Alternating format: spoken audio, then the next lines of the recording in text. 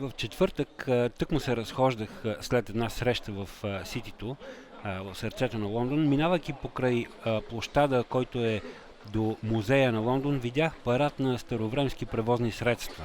Това, например, е едно придвижвано от парен двигател тракторче, което дърпа фургон. Беше изключително тихо, между другото. Не се чуваше никакъв ритъм на машината, така както сме свикнали от автомобили или от нещо друго. Бяха всичките много добре боядисани и много красиви. И в този момент си помислих, ние едно време сме свикнали тези неща да ги гледаме на черно-бели филми, а всъщност всичко това е било толкова красиво и ярко боядисано, за да привлича вниманието като всяка една реклама, както и днес.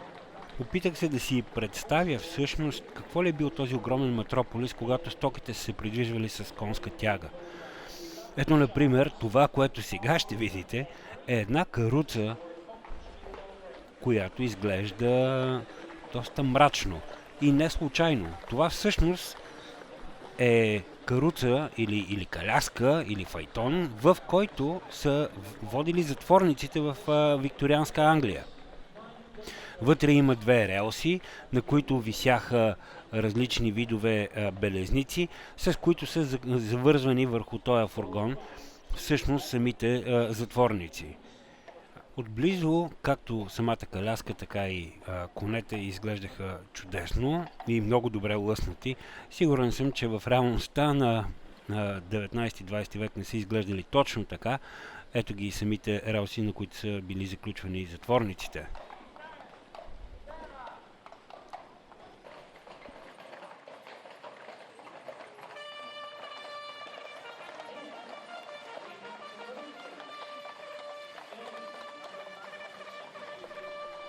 Ето и как са пътували хората между Лондон и Брайтън в края на 19 век. Това се нарича на английски stagecoach, май дилижанс му казваме. Изключително интересно превозно средство с доста коне. Ако бях дошъл по-рано, сигурно и аз можех да се кача. Ето това е една от линейките от Първата световна война. В общи линии тук са пренасяли болните, ранените и сигурно телата на загиналите, когато са ги изнасяли от бойното поле. Това е военна каруца от Първата световна война. Извън площада на улицата видях останалите превозни средства, които чакаха реда си, за да минат на официалната част на парада. Ето това, например, не е точно катафалка, но въпреки всичко е основния файтон на тези, които се занимават с погребения. По-нататък видях различни други видове каруци, които така и не разбрах всичките от какъв род са. Това е някаква отворена каляска, файтон за нормално ежедневно придвижване, а след това, разбира се, и разни други от 40-те, 50-те и 60-те години.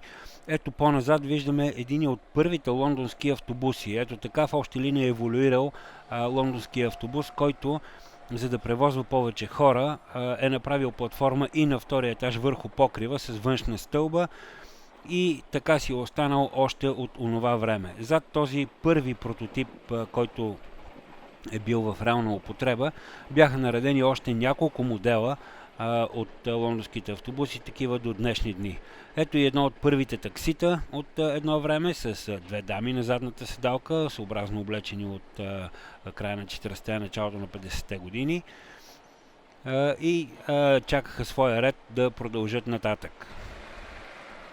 А това е отново един от джиповете от автомобилите на Втората световна война на английската армия. Отново мисля, че това е същия такъв вариант на линейка, това, което е било, което видяхме с каруцата преди малко. Да, тук на пътя се виждат остатъците от това, което конете правят. И вярвайте ми, може да го виждате, но миризмата няма как да се предаде на филм. И в този момент също си представих какво ли е било, който и да е европейски град или голям град по времето, когато всичко се е пренасило с коне. Би трябвало да е някаква ужасна миризма и смрад. И така, това е. Беше много хубав, много приятен, много изненадващ за мен момент с всички тия старовремски и нововремски превозни средства. Изключително обаятелни и чаровни така на външен вид камиони и автомобили, които имат толкова атмосфера в себе си и не са така еднотипни и стандартни като настоящите, не само с цветовете си, но и с самите форми и материалите, от които са изработени. Чудесни бяха.